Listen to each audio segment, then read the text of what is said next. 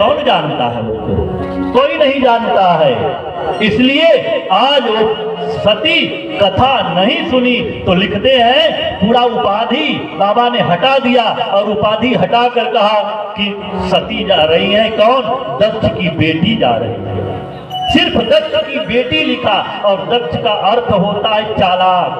कहते हैं ना हम लोग भी, अरे ये कार्य में तो बहुत दक्ष हुई, अरे बहुत चालाक हुई, चालाक चतुर, वो दक्ष कहते हैं उसी को। और आज वही दक्ष की बिटिया जा रही है। बाबा ने लिख दिया कि मुनि सन विदा मांगी त्रिपुरारी, अब भवन चले सन दक्ष कुमार। सती नहीं लिखा, जगदम्बा नहीं लिखा, दक्ष कुमारी कह दिया एक बार में। अब किसी को अगर कोई प्रतिष्ठित व्यक्ति हो, अगर उसको हम कह दे, नाम लेकर पुकार देंगे तो बुरा लगेगा कि नहीं? लेकिन बाबा ने संकोच नहीं किया। होगी जगत की जननी, होगी जगदम्बा, लेकिन ये भगवान की कथा का अपमान किया है, इसलिए ये जगदम्बा हो ही नहीं सकती। ये तो सती की, वो सती है, वो दक्ष की पुत्री जा रही है, स्पष्ट लिख दिया और जा रही हैं। और उस समय भगवान राम उस समय नरलीला कर रहे हैं।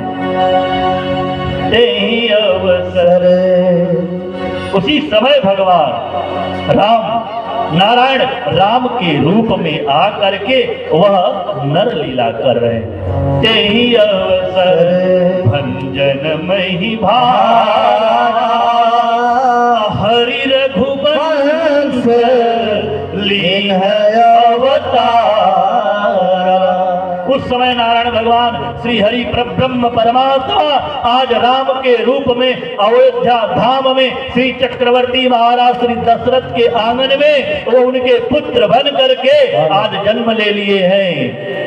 और जन्म लेकर के आज कथा उस पर थोड़ा विस्तार से वह भगवान का विवाह हुआ। विवाह के बाद वह उनको जो राज्याभिषेक देना था, परिणाम वह मंत्रा के द्वारा वो कूटनीति चाल चलने पर आज वनवास हो गया और प्रभु भ्रमण कर रहे हैं। और वहां पर सीता जी मैया का हरण रावण ने कर लिया है। और उस समय भगवान राम और लक्ष्मण भैया दोनों एक मृग मधुकर प्रेमी, तुम देखी सीता मृग लताओं से, वृक्षों से, पत्तों से, पक्षियों से पूछ रहे हैं, रो रहे हैं। और उसी समय भगवान शिव अपने उस धाम को कैलाश को जा रहे थे और देखा। उस समय भगवान शिव ही आज देख रहे हैं, शंभु समय ते ही राम ही देखा, उपजाई यति हरस विशेषा। आज उनके अंदर भगवान शिव ने देखा भगवान राम को तो आज गदगद हो गए जी, आज शरीर पुलकित हो गया, आज प्रसन्न हो गए, आज हर्षित हो गए, आज मेरे प्रभु राम का दर्शन हो गया है। और लेकिन पास में नहीं गए। बाबा ने लिखा कि आज कहते हैं कि शंभु भगवान सिंधु, उनके जो रूप को ना भरी लोचन छवि सिंधु निहारी, अकुसुमय जानन कीन चिन्हारी। जरा बात यहाँ पर समझने की बात है। भरी लोचन छवि सिंधु निहारी, अकुसुमय जानन कीन चिन्हारी। भगवान शिव ने राम के छवि को अपने नेत्रों में बंद कर लिया, उनके छवि का दर्शन कर रहे हैं। नेत्र बंद कर लिया, छवि को भगवान के राम को अपने नेत्र में बैठा लिया और बैठा करके आज उनका दर्शन कर रहे हैं। और लेकिन पास में नहीं गए। क्यों? क्योंकि बाबा लिखते कुसुमय जानन कीन चिन्हारी। कुसुमय मतलब अच्छा समय नहीं था, बुरा समय था।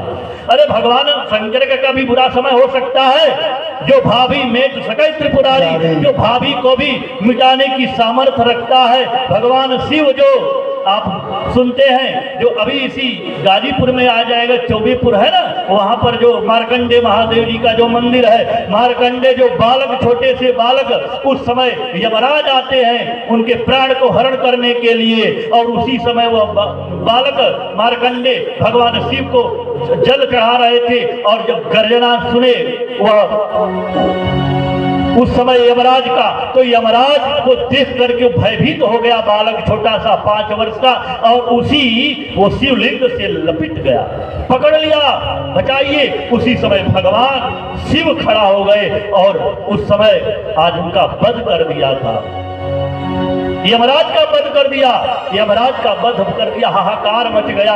आज स्वयं आते हैं वह सूर्य नारायण भगवान, उनके पुत्र है ना यमराज, आज आते हैं, उनको प्रार्थना करते हैं, और उन्होंने कहा कि मेरा भक्त मेरा पूजन कर रहा था। और जब बालक डरता है ना, कोई चीज डरता है, तो जो चीज उसके सामने रहती है उसी से लिपट जाता है। और उस समय मार्कंडे बालक जो है, उन्होंने देखा अगर कोई छोटा बालक अगर कहीं जा रहा है, अनजान भी व्यक्ति अगर खड़ा है वहां पर, अगर गर्जना होती है, कहीं से बिजली तड़पती है, तो वो बालक छोटा सा उसी व्यक्ति को पकड़ कर लेता है। और आज वही छोटे से नन्हे से बालक मार्कंडे ने शिवलिंग पर अर्घ दे रहे थे, जल चढ़ा रहे थे, और गर्जना जब सुना, यमराज की गर्जना सुना, तो आज शिवलिंग से लिपट गए, शिवलिंग को लिपट गए। और उस समय भगवान खड़े हो गए, कभी कदापि नहीं ले जा सकते। वो यमराज ने कहा कि इसकी समय हो गया है, कहा समय नहीं हुआ है, समय भी हो गया है, तो इस बालक को तुम नहीं ले जा सकते। क्यों? क्योंकि तुमने मुझसे पूछा तक नहीं। क्यों? क्योंकि जिसके घर में जिसकी सामान ले जाना होता है, उसका तो आज्ञा जरूरी है ना। किसी के घर में हम जाएंगे, उसका सामान चाहिए तो उस व्यक्ति से पूछना होगा।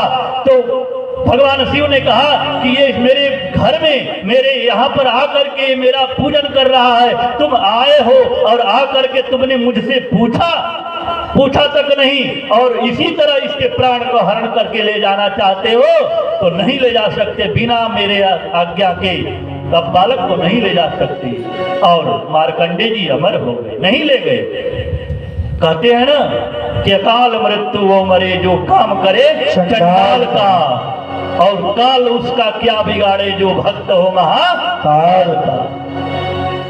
आज नहीं ले जा सके, वही आज कुसुमय जानन कीन चिन्हारी का भगवान शिव का बुरा समय था? नहीं, कदापि नहीं। वो समय बुरा भगवान शिव का नहीं था, वो ऐसा एक समय था क्योंकि भगवान राम के रूप में आकर नारायण नर लीला कर रहे थे, और लीला जब हो रही है और नर लीला कर रहे थे, उस समय भगवान शिव चले जाते वहां पर तो लीला बिगड़ जाती, लीला बिगड़ जाती, और लीला बिगड़ जाती तो फिर काम गड़बड़ हो जाता। क्योंकि उस समय नर लीला कर रहे हैं। भगवान ने कहा है, कहते हैं कि सुनहु प्रिया व्रत, दंडकारण वन में भगवान कह रहे हैं राम किससे? माता सीता से, सुनहु प्रिया व्रत रुचिर सुशीला, मैं कछु करब ललित नरली। क्योंकि कथाएं जब संगति नहीं होती तो कथा समझ में नहीं आती, ये संगति है। सुनो प्रिया व्रत रुचिर सुशीला, मैं कछु करब ललित नर लीला, मैं अब लीला करने जा रहा हूँ। तो प्रभु माता ने कहा कि तब हम क्या करें? का तुम पावक महु करहु निवासा, तब लगी करहु निशाच और ये बात कोई नहीं जानता था, यहाँ तक कि उनके साथ में रहने वाले लक्ष्मण भैया भी नहीं जान पाए।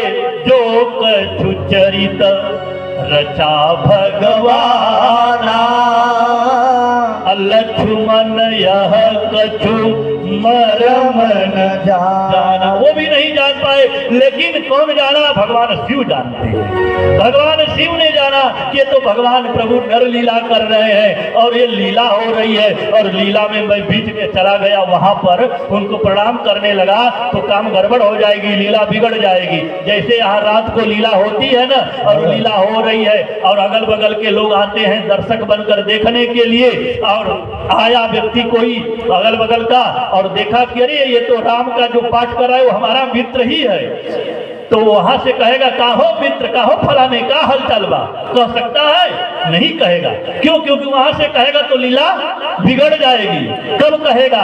जब वो पर्दे के पीछे जब चला जाएगा तब वो व्यक्ति जाएगा और उससे मिलेगा और तब कहेगा कि बार गजब का पाठ कैला, तू कितना सुंदर पाठ कर, बहुत अच्छा, बहुत अभिनय अच्छा कैला। तो उस समय भगवान नर लीला कर रहे थे, ब्रह्म का रूप नहीं था, नर लीला हो रहा था और नर लीला कर रहे थे। उस समय अगर शिव जी भोलेनाथ चले जाते तो फिर क्या होता? काम गड़बड़ हो जाता। और सबसे पहले वो रावण को पता चल जाता। रावण जाकर याचिका दायर कर देता, किसके यहाँ? ब्रह्मा के पास जाकर कह देता ब्रह्मा से कि ये ब्रह्म है, ये मनुष्य नहीं है, और अगर ये मारेंगे तो इनसे हम नहीं मरेंगे। क्यों? क्योंकि मैंने वरदान आपसे मांगा है और ब्रह्मा जी आपने वरदान दिया है। कहा क्या? कि बानर मनुज जात दुई मारे, हम काहू के मरही न मारे। हम बस बानर और मनुष्य को छोड़कर किसी और से न मरे। अगर ये कह दिया होता, अगर चले जाते भगवान शिव के पास, प्रभु के पास और प्रणाम करते, जय सच्चिदानंद जग पावन, पजरे जाकर कह दिए होते तो रावण कहता अरे जाकर के याचिका दायर करता और ब्रह्मा से कहता कि आपकी वरदान झूठी हो जाएगी, ये राम मनुष्य नहीं है, ये तो ब्रह्म है, और मैंने मांगा है कि मनुष्य और बानर के हाथों को छोड़ करके, और ये तो ब्रह्म है, तब तो गड़बड़ काम हो जाता, लीला बिगड़ जाती। इसलिए कुसुमय जानन कीन चिन्हार, बड़ी शब्दों पर ये रामचरितमानस, क्योंकि संत महाराज जी के द्वारा अभी संचालक महोदय जी कह रहे थे कि इन्होंने उसके नीति ग्रंथ माना है। ये रामचरितमानस को पूज्य महाराज जी नीति ग्रंथ माना है। इससे ये हमें मानव की धर्म सिखाती है, हमें निज धर्म पर चलना सिखाती रोज रामायण। ये मनुष्य की मनुष्यता को सिखाती है, मानव बनाना सिखाती है रामचरितमानस। इसीलिए कहा जाता है कि भागवत मरने की कला सिखाती है, भागवत जी मरने की कला सिखाती है और रामचरितमानस जीने की कला सिखाती है। ये जीवन कैसे जिया जा सकता है ये रामचरितमानस बताती है, और मरा कैसे जा सकता है ये भागवत कथा बताती है। क्योंकि राजा परीक्षित को भय मृत्यु का, आज उनको भय था और वो भय मुक्त सिखाती है कौन? भागवत कथा। क्योंकि व्यक्ति जो शरीर है, शरीर जन्म लेता है, शरीर मरता है, आत्मा न कभी जन्म लेती है न कभी मरती है। इसलिए वह आत्मा ही कही जाती है कब? जब अच्छा कर्म करते हैं तो अच्छा उसे ये शरीर मिलता है, अगर बुरा कर्म करते हैं तो फिर वही गलत सलत जो चीटा चीटी कुत्ता बिल्ली, वही अगर हम दूसरों के मारे हैं पीटे हैं तो हमारा भी जीवन वही तरह गुजरेगा, फिर अगला जन्म वही होगा। इसलिए कहते हैं कि रामचरितमानस जीना सिखाती है। आज कहते हैं कि कुसुमय जानन कीन चिन्हारी, आज वो पास नहीं गए और दूर से ही प्रणाम किया उनको, और भरी लोचन छवि सिंधु निहारी, कुसुमय जानन कीन चिन्हारी। ये समाज राष्ट्र में अगर कोई अच्छा कार्य कर रहा हो तो उसमें बाधा नहीं डालनी चाहिए।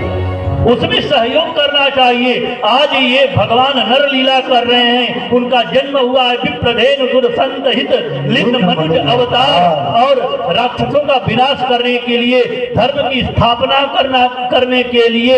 यदा यदा हि धर्मस्य ग्लानिर्भवति भारत अभ्युत्थानाम धर्मस्य तदात्मानां सृजाम्यहम् परित्राणाय साधूनां विनाशाय च दुष्कृता धर्म संस्थापनार्थाय संभवामि युगे युगे। जब जब होई धर्म की हानि बाढ़ई असुर यधम अभिमानी, तब तब धरि प्रभु विविध शरीरा हरहि कृपा निधि सज्जन हीरा। परमात्मा का आगमन होता है, और परमात्मा का इसीलिए आगमन होता है वह विप्रधेनु सुर संत के लिए। और प्रभु आज वो दूर से ही प्रणाम करते हैं, इसलिए पास नहीं गए। समाज के, राष्ट्र के लिए आज भगवान का आगमन हुआ है, इसलिए उसमें बाधा शिव नहीं पहुंचाना चाहते हैं। जो कोई कार्य अच्छा हो रहा है, धार्मिक कार्य तो सामाजिक कार्य, तो उसमें सहयोग करना चाहिए हर व्यक्ति को। यही मानवता सिखाती है हमें, उसमें बाधा नहीं डालना चाहिए। आज ये कथा बता रही है कि शिव पास में नहीं गए कि लीला बिगड़ जाएगी। सज्जनों, आपने देखा होगा व्यक्ति को जोड़ने का काम करना चाहिए, तोड़ने का काम नहीं करना चाहिए, नहीं तो वही हालत हो जाएगी। आपने देखा होगा कैंची और सुई, सब लोग देखे होंगे कैंची और सुई। कैंची की कीमत सुई से ज्यादा है ना? सुई की कीमत कितनी है? सुई की कीमत 5 रुपया 2 रुपया यही होगी, लेकिन कैंची की कीमत 100 रुपया से ऊपर होगी, 200-250 रुपया होगी। लेकिन कैंची को दर्जी भाई हमारे काटते हैं कपड़ा तो काट करके यही बगल में फेंक देते हैं, रख देते हैं और छोड़ देते हैं। लेकिन क्या सुई को भी वो छोड़ देते हैं? नहीं, सुई को फेंक देते हैं। सुई 5 रुपये की है, लेकिन समझने की बात है, जरा ध्यान से सोचिएगा। सुई 5 रुपये की है, लेकिन उसको मरम्मत से रखते हैं, बड़ा जतन से उसको रील में, उसमें धागे में डाल करके, और नहीं तो पहले के जमाने में अपने जो टोपी वोपी रहती थी उसमें लगा लेते थे। कैंची को कीमती है लेकिन फेंक देते थे। सज्जनों, क्या मतलब, इससे क्या आपको समझ में आ रहा है? सज्जनों, जो समाज में, राष्ट्र में, समाज में जो काटने का काम करता है वो कितना हो बड़ा आदमी होगा, लेकिन उपेक्षित कर दिया जाता है। और जो समाज में जोड़ने का काम करता है उसे वो कितना हो छोटा हो, वो पूजनीय हो जाता है, वो पूजनीय हो जाता है। इसलिए कैंची की कीमत ज्यादा है लेकिन उसे उपेक्षित कर दिया जाता है। उस सुई की कीमत कम है लेकिन उसे सवार कर, सजा करके अच्छी जगहों पर रखा जाता है। क्यों? क्योंकि वो सुई जोड़ने का काम करती है, कैंची काटने का काम करती है। इसलिए समाज में, राष्ट्र में अगर अच्छा कार्य हो रहा है, भगवत भक्ति का कार्य, राष्ट्र समाज के हित के लिए कार्य हो रहा है, तो उसमें आप सहयोग करिए, जोड़िए। आज भगवान ने देखा कि ये सभी अपने संतों के हित के लिए, वह दुष्टों का संहार करने के लिए, अपने सज्जनों पर प्रेम करने के लिए भगवान का अवतार हुआ है। वह सज्जनों का वह दुख हरण करने के लिए, इसलिए उसने दूर से ही कहा, जय सच्चिदानंद जग पावने अस कही चलो मनोज रसावन। आज दूर से ही सच्चिदानंद कह करके प्रणाम किया। और सच्चिदानंद किसे कहा जाता है? आज सच्चिदानंद कह करके प्रणाम किया। और शंभु, आज भगवान शिव की दशा को देख करके सती, शंभु सो दशा सती जो देखी, और उपजा संदेह आज संदेह हो गया। आज उनके जीवन में अहंकार था और यहाँ पर अब संदेह हो गया। अहंकार और संदेह दोनों हो गया। आज सती श्रद्धा के रूप में है लेकिन श्रद्धा प्रकट नहीं हुई। आज संदेह हो गया और संदेह हो गया तो इतना संदेह हो गया कि ब्रह्म है जो व्यापक, बीरज अज अकलयनी है अभे, सो की देह धरी हो ही नर, जाहि न जानत वे। आज परमात्मा क्या निर्गुण निराकार ब्रह्म क्या सगुण रूप में आ सकता है? बिल्कुल आ सकता है जी, क्यों नहीं आ सकता है? वही निर्गुण निराकार ब्रह्म माता कौशल्या के गोद में खेल रहा है। वही निर्गुण निराकार ब्रह्म आज स्वयं माता के गोद में खेल रहा है और वृंदावन में भी गलियों में आज लोगों को आज प्रसन्न चित्त कर रहा है अपने उस छवि से, उस छटा से। तो परमात्मा आता है कब? आता है, लेकिन कब आता है परमात्मा? वह निर्गुण निराकार कब सगुण हो जाता है? जब हमारे हृदय में दीनता आ जाती है, हमारे हृदय में वह सरलता आ जाती है, हमारा जीवन वह एकदम सरल हो जाता है, तरल हो जाता है, किसी से राग द्वेष ईर्षा नहीं रह जाता है, तब वह परमात्मा आता है, तब वह परमात्मा सगुण रूप में दिखाई देता है। जैसे निर्गुण क्या है? निर्गुण बर्फ है और सगुण जल है, और जल ही बर्फ बन जाता है। कोई अंतर भेद है नहीं, कोई अंतर है नहीं। निर्गुण क्या है? बर्फ है। सगुण क्या है? जल है। और जल वही जब माइनस जब हो जाता है, टेम्परेचर जब माइनस में चला जाता है, तो वही निर्गुण निराकार ब्रह्म वही सगुण रूप में दिखाई देने लगता है, वही सगुण रूप में दिखाई देता है। वही जल जो है निर्गुण के वही स्वरूप धारण कर लेता है। और अगर फ्रिज में रख दें कटोरा में, तो कटोरे का रूप धारण कर लेगा, वो कटोरे जैसा बर्फ बन जाएगा। अगर गिलास में रख देंगे जल को, तो वही जल गिलास के रूप का आकार ले लेगा। जिसमें रख देंगे वही आकार धारण कर लेता है। तो परमात्मा निर्गुण निराकार है, लेकिन जब हमारे अंदर सरलता आ जाती है, दीनता आ जाती है, राग द्वेष से परे हो जाते हैं, तो फिर वही परमात्मा सगुण रूप में दिखाई देता है। जैसे वही निर्गुण निराकार जल सगुण रूप में वह बर्फ के रूप में दिखाई देने लगता है। बस यही अंतर है और कोई अंतर है नहीं, कोई दोनों एक ही है। बस हमें परमात्मा को अगर पाना है तो सरल बन जाना होगा। सरल अगर बन जाएंगे तो फिर परमात्मा को पा लेंगे और एक भजन के माध्यम से फिर कथा को आगे बढ़ाएंगे, क्योंकि परमात्मा प्रेम से मिलता है।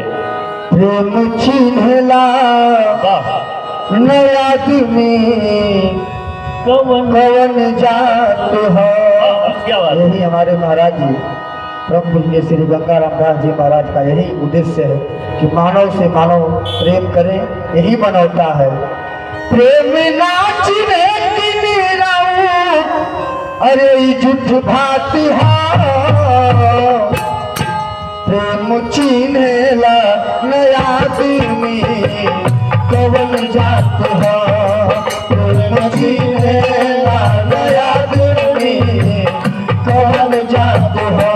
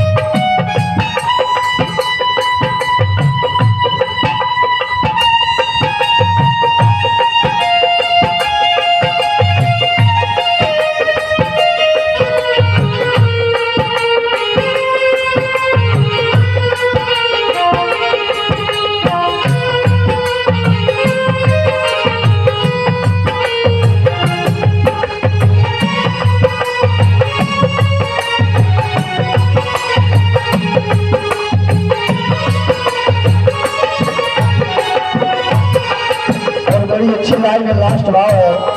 प्रेम प्रभु जी से कार्य ले पावन हरि, प्रेम प्रभु जी से कार्य ले पावन हरि, बाती कहले उपेंद्र दास ये बात सही, बाती कहले उपेंद्र दास ये बात सही।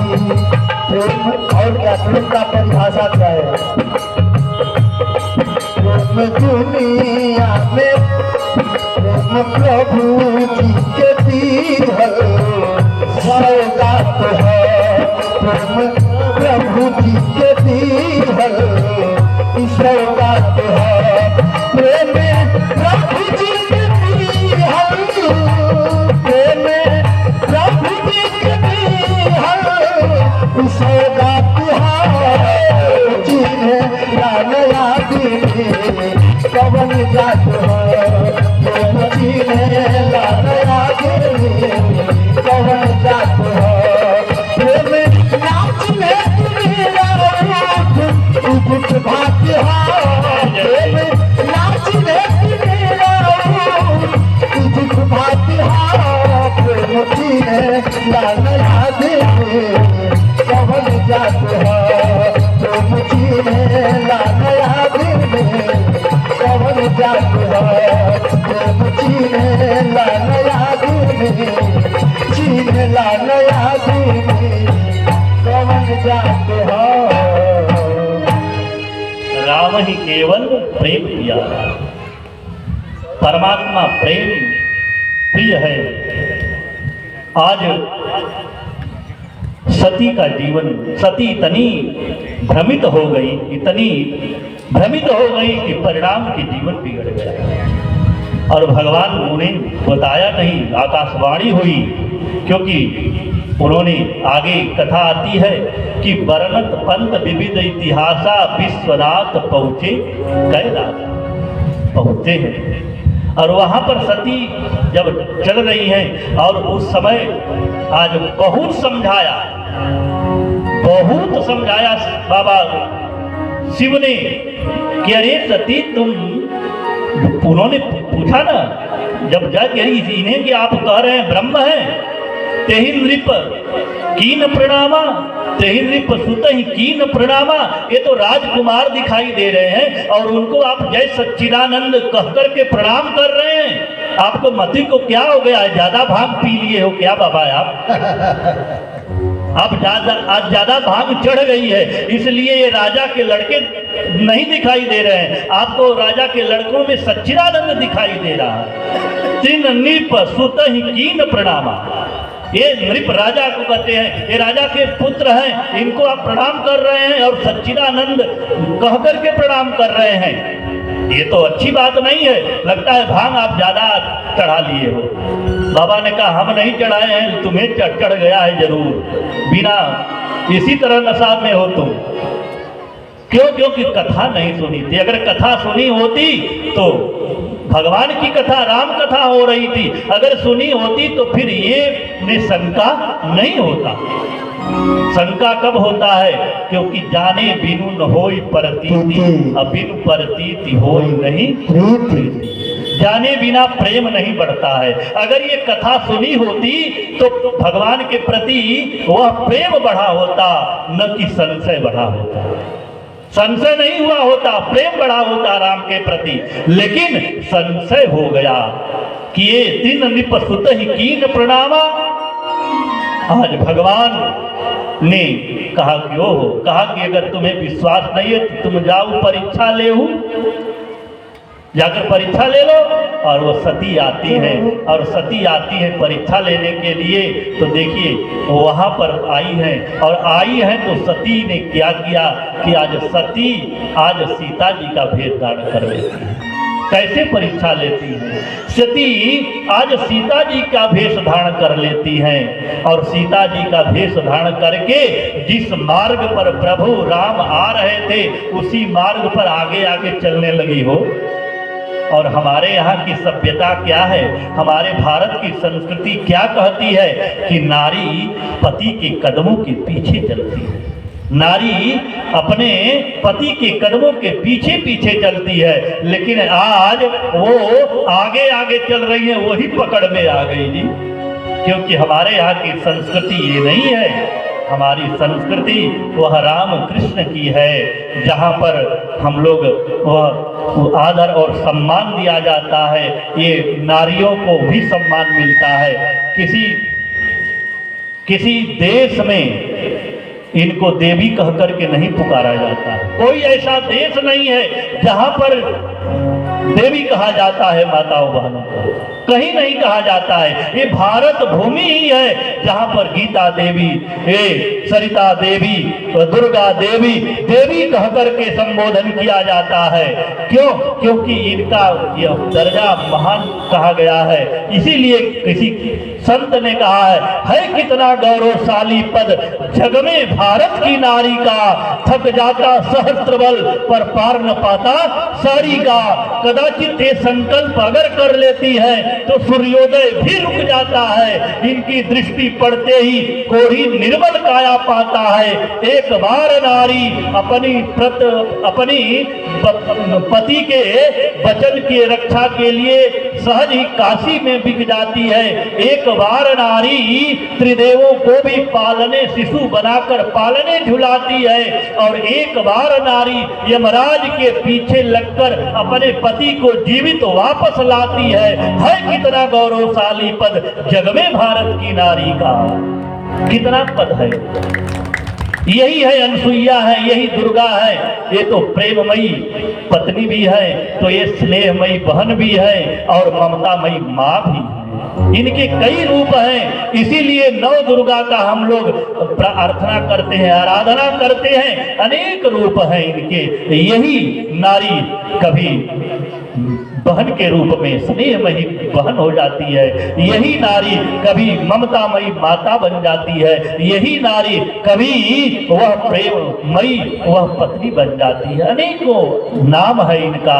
इसीलिए कहा है कितना गौरवशाली पद जग में भारत के नारी का। लेकिन आज इस नारी के नाम को माता ने अगर भाषा में कहे राम कथा के तो थोड़ा कलंकित कर दिया था वहीं पर। यही न कहते हैं ना, लोग आते हैं तो कहते हैं अगर कोई माता बहन उठकर चली जाती हैं तो कहते हैं हाँ सती का लौछार तोहरे ऊपर लग गल है, तो के कथा अच्छा नहीं लगत बा, थोड़ा सा लेकिन परंतु लग गया है। लेकिन है कितना गौरवशाली पद। अनसुईया माता कितनी हमारे यहाँ हमारी माताएं बहनें हुई हैं। तो यह हमारा सनातन धर्म आज वही आज सती भेष धारण करके आगे आगे चल रही हैं। और भगवान समझ गए और भगवान ने प्रणाम किया और अपने पिता समेत लेन निज नामों, अपने पिता का नाम लेकर कि मैं चक्रवर्ती महाराज दशरथ का पुत्र राम और मेरा अनुज ये लक्ष्मण है और हम लोग अपने पत्नी को खोज रहे हैं सीता को। और हे देवी कहा वृषकेतु आपके पति देव कहाँ गए? विपिन अकेली कहूँ फिर ही कहीं हेतु, विपिन अकेली फिर ही कहीं हेतु। आप अकेली इस जंगल में कहाँ घूम रही हो? आपके पति देव वृषकेतु भगवान शिव कहाँ हैं? अगर जैसे हम अपने पत्नी को ढूंढ रहे हैं, खो गई है, हरण हो गया है, कहीं आपका भी हरण हो गया तो भगवान शंकर भी ढूंढने लगेंगे तो चेला गुरु साथ ही में अपने पत्नी को ढूंढना प्रारंभ कर देंगे और काम गड़बड़ हो जाएगा। इसलिए आज सती समझ गई कि भगवान तो पहचान गए, भगवान तो समझ गए। आहा नेत्रों में आंसू आ गया, आज छलक गया, आज रोने लगी, आज शरीर में कंपन होने लगा, आज भयभीत हो गई, आज रो रो करके आज भगवान के पास भोलेनाथ के पास पहुंचती है और भगवान भोलेनाथ से कहती है कि क्या परीक्षा तुमने लेकर के आ गई? कछुन परीक्षा गोसाई कीन प्रणाम तुम्हारी नाई। जैसे आपने जैसे सच्चिदानंद कह करके प्रणाम किया ना प्रभु, वैसे ही हमने भी प्रणाम किया। देखिए यहाँ पर अगर सती सत्य कह देती तो थोड़ा शायद बात बन जाती, लेकिन यहाँ पर भी सती ने आकर झूठ बोला।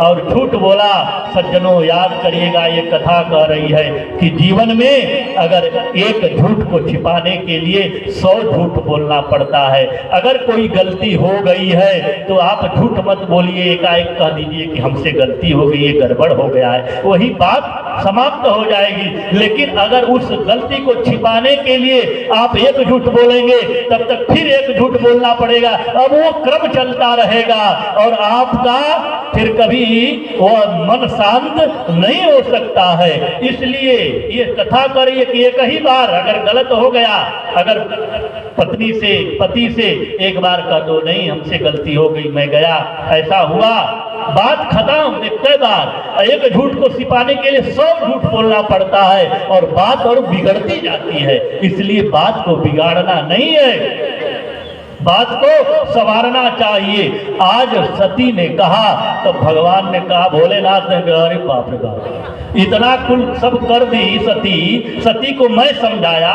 पति परमेश्वर होता है, पति परमेश्वर कहा जाता है। अगर कोई पत्नी किसी की पूजा करे या न करे, अगर सिर्फ अपने पति को ही भगवान मान करके टाइम से भोजन, टाइम से चाय पानी सब कुछ व्यवस्था देती है, तब उससे कोई पूजा करने की जरूरत नहीं है। ये शास्त्र कह रहा है, मैं नहीं कह रहा हूँ, ये शास्त्र कह रहा है। उसे वो गति मिलेगी जो अनसुईया को, सती सावित्री को, जो सबको वो गति मिला है, उसको वही गति उस पत्नी को मिलेगी, वही नारी को मिलेगी।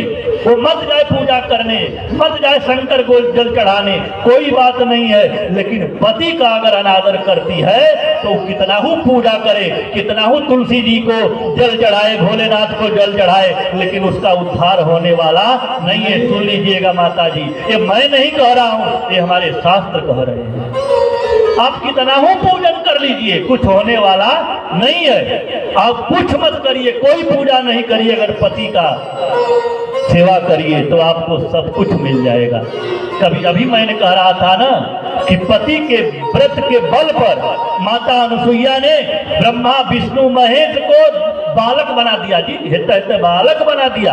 कथा आप लोग सुनी होगी ना, सुनी होगी। नारद जी यही काम करते हैं। नारद जी ने एक बार की बात आती है कि कथा में कि नारद जी को गए ब्रह्मा विष्णु ब्रह्माणी रुद्राणी और लक्ष्मी के पास गए, तो ब्रह्माणी कह रही है कि हमसे जैसा पतिव्रता भूमंडल पर पूरे ब्रह्मांड में कोई नहीं है। उन्होंने कहा, अरे कैसे आप मान लिया, पृथ्वी पर एक है सती अनुसुईया, आपसे भी सती सावित्री है, पतिव्रता है। कहा सच में नारद? कहा बिल्कुल, परीक्षा लीजिए। और वहां से कह करके चले गए माता पार्वती के पास, वहां भी गए, उन्होंने भी यही बात कहा आपसे भी श्रेष्ठ पतिव्रता पृथ्वी पर अनुसुईया माता अत्रि मुनि की पत्नी है। और वहां से चले गए लक्ष्मी जी के पास, वहां भी कह दिए। और ये तीनों अब इन लोगों को जलन होने लगा कि हमसे बढ़कर के भूमंडल पर कोई सती सावित्री हो सकती है, कोई पतिव्रता हो सकती है, ऐसा नहीं हो सकता है। चलते हैं। अरे कब अपने पतियों को भेजती हैं कि जाओ, अगर पृथ्वी पर वो है ना अनुसुईया का पतिव्रत भंग कर दो, हमसे बड़ा कोई पतिव्रता नहीं होना चाहिए। अब लक्ष्मी जी कह रही हैं नारायण से, और शंकर जी से कह रही हैं पार्वती, और ब्रह्मा जी से ब्रह्माणी कह रही हैं। और तीनों में से कोई जानता नहीं है कि ये राज क्या है, कोई नहीं जानता। और तीनों चल दिए। पहले गए नीचे तो ब्रह्मा जी दिखाई दिए, तो भगवान नारायण ने कहा, अरे ब्रह्मा जी आप कहाँ यहाँ? कहा आप यहाँ? तब तक शिव जी चले गए। शिव जी से पूछा, अरे आप कहाँ? तीनों देव आ गए। कहा अरे हम तीनों ऐसे कहाँ से आ गए? कहा कि हमारी पत्नी भेजी है। तो कहा अरे हमारी भी पत्नी भेजी है। तो वो कह रहे हैं हमारी भी पत्नी भेजी है। कहा माजरा क्या है भाई? कहा चलो तब तीनों साथ चलते हैं। ब्रह्मा विष्णु महेश संत का वेश धारण किया और जटा बढ़ाए और चल दिए कमंडल लेकर के, और गए भिक्षाम देही भिक्षा दीजिए। और भिक्षा देने के लिए माता आती है अनसुईया कंदमूल फल ले करके, और ले करके आती हैं। तो उन्होंने कहा हम नहीं लेंगे ऐसे भिक्षा। अरे आप हे संत भगवान आप क्यों नहीं लेंगे भिक्षा? कहा हम ऐसे नहीं लेंगे। कहा क्यों नहीं लेंगे, क्या है कमी? कहा आप हम ऐसे नहीं, निर्वस्त्र होकर के आओ तब हम भिक्षा लेंगे। ये बात छटक गई माता अनसुईया को। कहा संत कौन ऐसा होगा जो इस तरह की भाषा का प्रयोग करेगा? ऐसा कैसे हो सकता है? और लेकिन कहा अगर तुम नहीं दोगी तो हम श्राप दे देंगे। इसका भी भय था कि कहीं संत का श्राप भी लग जाएगा। उन्होंने देखा कि माजरा क्या है, ये संत के रूप में असंत कहां से आ गए, इस तरह की भाषा कर रहे हैं। अगर कहीं संत हो गए तो फिर श्राप दे देंगे, तो फिर हमारा गड़बड़ हो जाएगा। माता सती जाती है अपनी कुटिया में, और कुटिया में जाकर के माता ने अपने पति अत्रि मुनि का ध्यान किया, और ध्यान करके देखा, तब देखा कि ओ ये कोई संत नहीं है, ये तो ब्रह्मा और विष्णु और महेश है। कहा ओ अभी हमारी परीक्षा लेने के लिए आए हैं। जल लिया और जल को हाथ में लेकर अभिमंत्रित किया, अपने पति का स्मरण किया, और स्मरण करके तीनों और संतों पर छिड़क दिया, और तीनों छोटे छोटे संत से बालक बन गए। क्या हो क्या हो क्या हो करने लगे। तीनों को लाई और ला करके कुटिया में अस्तर का पान कराया, और छोटे बालक के को माता चाहे जैसे रख सकती है, वो माता किसी तरह छोटे बालक के सामने रहेगी तो क्या फर्क पड़ने वाला है। तो उनका वचन भी पूरा कर दिया माता ने, और लेकर के अब पालने झुला रही है। तीनों लोगों को पालने में बैठाए हैं। अत्रि मुनि आए, अत्रि मुनि आकर के उन्होंने कहा रे देवी ये तीनों बालक कहाँ से?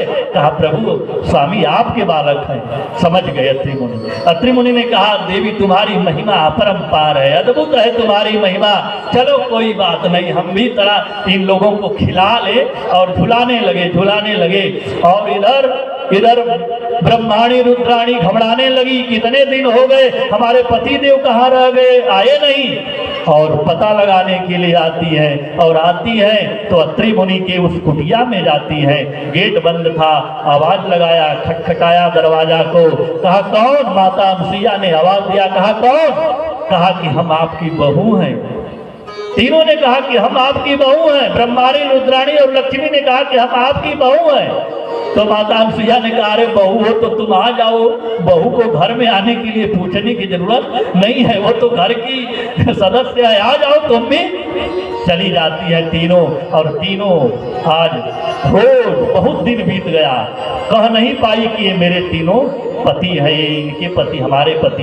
रोज चरण दबाती थी अनसुईया माता की लक्ष्मी रुद्राणी और तीनों और क्या ब्रह्माणी, तीनों लोग चरण दबा रही हैं और दबाती थी रोज, लेकिन कुछ कह नहीं पाती थी। एक दिन चरण दबा रही थी और चरण दबाते दबाते तीनों और रुद्राणी लक्ष्मी और ब्रह्माणी के नेत्रों से आंसू छलक गया।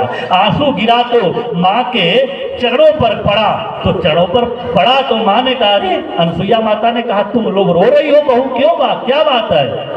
तब तीनों ने आज खुल करके बताया, कहा माँ हम आपकी परीक्षा लेना चाहती थी, हम आपके चरणों में बारंबार प्रणाम करते हैं, हम आपका ये अद्भुत रूप देख लिया, आपके उस सतीत्व को मैंने देख लिया और मैं आज आपके चरणों में वंदन करती हूँ। हमारे तीनों हमारे पति को वापस कर दीजिए, हमारे पतियों को आप बड़ा कर दीजिए। उसी समय मैया ने कहा ठीक है, आज तुम लोगों ने कहा तो ये मैं कर रहा हूँ, और उसी समय कर रही हूँ। और मंत्र जल लेकर के विमंत्रित करके तीनों बालकों पर जब माता अनसुईया ने छिड़का तो तीनों ब्रह्मा विष्णु महेश खड़े हो गए और सभी अपने अपने गंतव्य स्थान को गए। और उसी समय तीनों लोग ब्रह्मा विष्णु महेश ने आशीर्वाद दिया अत्रि मुनि और अनसुईया माता को कि माँ तुमने हमें बालक के रूप में लेकर खिलाया है ना, झुलाया है पालने ना, इसलिए हम तीनों आपके पुत्र बन करके आएंगे। और वही शंकर के रूप में दुर्वासा जी आते हैं, और वही वो चंद्रमा के रूप में वह ब्रह्मा आते हैं, और भगवान शिव भगवान नारायण आते हैं। तीनों लोग वही फिर उनके गर्भ में आते हैं अनसुईया माता के बालक बन करके उनके। तो है कितना गौरवशाली पद जग में भारत की नारी। तो नारियों का जो सम्मान है आज उसी के अनुरूप माता सती ने कार्य नहीं किया। और उस समय आज माँ जब परीक्षा लेकर आई और आती है परीक्षा लेकर पति की बात को नहीं मानी है, तो वही बाबा शिव कह रहे हैं कि इनको इतना करना था, अगर हमारी बात मान ली होती तो परीक्षा लेने क्यों गई। तो कहा फिर उसी समय तब शंकर देखो धरी ध्याना, और सती जो कीन चरित्र सब जाना। ध्यान लगाए और ध्यान लगा करके जो चरित्र सती ने किया था, क्या किया था, सीता का रूप धारण किया था, वो तब देखा और उसी समय उन्होंने कहा यही तन सती ही भेंट मोहि नाही, शिव संकल्प कीन मन माही। थोड़ा हम गाते कम है, हम चौपाई को इसी तरह कर देते हैं, लेकिन गा भी लेते हैं तो कोई बात नहीं। तो सती आज संकल्प कर लिया भगवान शिव ने कि यही तन सती ही भेंट मोहि नाही, इस तन से अब पति पत्नी का संबंध हमारा और सती का नहीं रह जाएगा। उन्होंने प्रण कर लिया, आकाशवाणी हुई, पुष्पों की वर्षा होने लगी और सती के साथ जाते हैं प्रभु, तो सती को बताते नहीं हैं ये बात। सती ने पूछा कि बाबा आकाशवाणी कैसी हुई, लेकिन उस समय भगवान शिव ने सती को बताया नहीं। क्यों? क्योंकि अगर वही समय अगर रास्ते में अगर आपकी पत्नी आपके साथ जा रही है, अगर कभी कभी पति पत्नी है और कहीं तीर्थ में कहीं भ्रमण करने और किसी बात को लेकर तू मैं हो जाए, तो वहां पर पत्नी को डांटिए फटकारिए मत। ये कथा बता रही है, वहां पर डांटिए फटकारिए मत, बस चुपचाप मौन हो जाइए और उन्हें घर सीधे लेकर आइए, उसी तरह। इसीलिए बाबा कहते हैं कि वर्णत विविध पंथ इतिहास और कथाओं सुनाते हुए उन्हें कैलाश पर्वत पर ले गए। वर्णत पंथ विविध इतिहासा, विश्वनाथ पहुंचे कैलासा, कैलाश पर पहुंच गए और वही फिर उनकी लागी समाधि अखंड अपारा। और 1 वर्ष की समाधि नहीं, 500 वर्ष की नहीं, बीते संवत सहस 87,000 की समाधि लग गई। उस समाधि में भगवान शिव आज खो गए और इधर सती को समझ में आ गया कि भगवान शिव तो करुणा निधान है, भगवान शिव तो करुणा कृपालु है। उन्होंने मेरी जो गलती थी उसको उन्होंने उजागर नहीं होने दिया। मैं लेकिन समझ गई कि मैंने अपमान किया भगवान का, मैंने अपमान किया कथा का, मैंने अपने पति का अपमान किया, जो पति के कहने के बाद भी नहीं मानी। बाबा शिव ने समझाया, कहा कि जो जासु कथा कुंभज ऋषि गाई, जो कथा कुंभज ऋषि गाए हैं ना, वही सोई मम इष्ट देव रघुवीरा, वही इष्ट देव हमारे रघुवीर हैं। ऐसी लीला कर रहे हैं, लेकिन सती को समझ में नहीं आया। तो आज सती समझ गई कि इसीलिए हमें त्याग दिया है। भगवान शिव करुणा निधान है और भगवान शिव अपने आज उस मस्ती में खो गए हैं और उस भजन के माध्यम से कि क्योंकि उसका भगवान कौन है, शिव शंभु सा निराला कोई देवता नहीं, कोई कैलाश के निवासी नभ बार बार हो, नभ बार बार हो, आयो शरण तिहार भलो तार तार हो, आयो शरण तिहार भलो तार तार हो। कैलाश के निवासी नभ बार बार हो, नभ बार बार हो, आयो शरण तिहार भलो तार तार हो, आयो शरण तिहार भलो तार तार हो।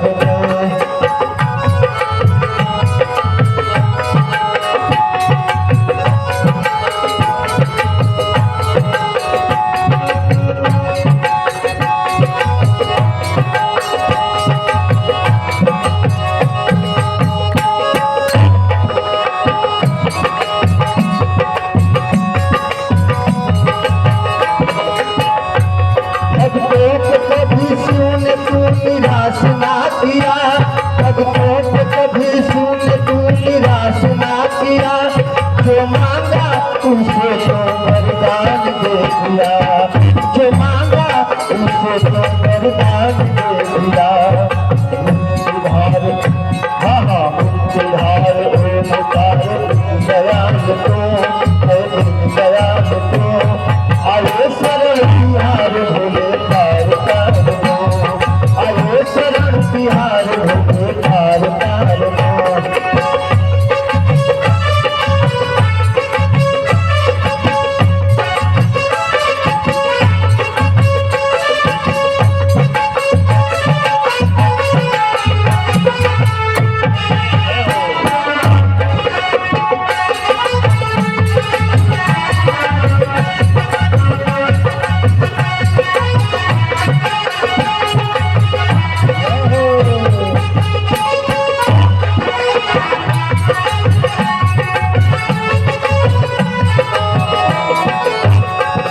बखान क्या करूं मैं लाखों की ढेर का, बखान क्या करूं मैं लाखों की ढेर का, चपटी भभूत में है खजाना कुबेर का, चपटी भभूत में है खजाना कुबेर का। बखान क्या करूं मैं लाखों की ढेर का, बखान क्या करूं मैं लाखों की ढेर का, चपटी भभूत में है खजाना कुबेर का, चपटी भभूत में है खजाना कुबेर का। और क्या दीनानाथ दिन दयाल ओमकार को, दीनानाथ दिन दयाल ओमकार को, आयो शरण बिहार भोले पार पार दो, आयो शरण बिहार भोले पार पार दो। प्रयास के निराश नमो बार बार हो, नमो बार बार हो, आयो शरण बिहार भोले पार पार दो, आयो शरण बिहार भोले पार पार दो, आयो शरण बिहार भोले पार पार दो। आज सती माता को बहुत दुख हुआ, बड़ी ग्लानि हुई। आज प्रभु के सामने वंदन करती है, प्रभु से आज मांगती है कि यह छोटे ही बेग दे है यह मोरी, क्योंकि अब मैं इस शरीर को रखना नहीं चाहती, इस शरीर का त्याग करना चाहती हूँ। प्रभु जो प्रभु दीन दयाल कहावा, आरती हरण वेद जस गावा, तो छोटे ही बेग दे है यह मोरी, मेरा यह शरीर छूट जाए प्रभु, अब इस शरीर को नहीं रखना चाहती। अब प्रसाद, अब आरती होगी, प्रसाद लेकर के ही जाए माता जी आप लोग, क्योंकि अब समय हो गया है, हो गया, अब आरती हो जाएगी। और समय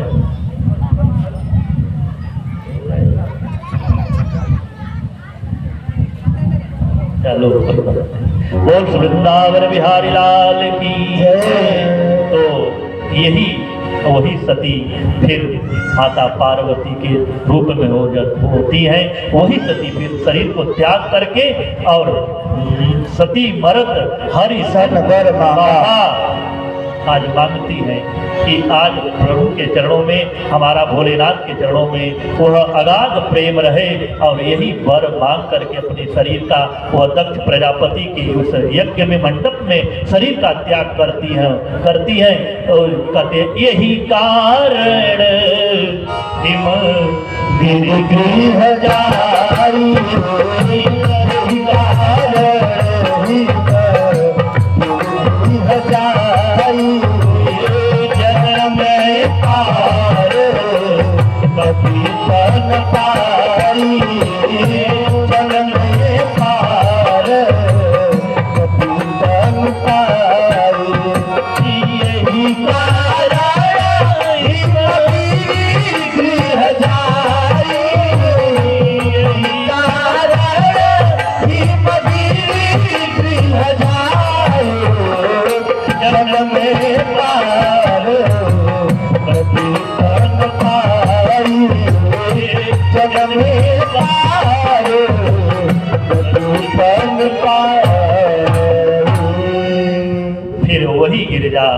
आज वही सती गिरजा के रूप में आती है और उनकी मति शुद्ध होती है और पूछो रघुपति कथा प्रसंगा सकल लोक जग पावनी गंगा।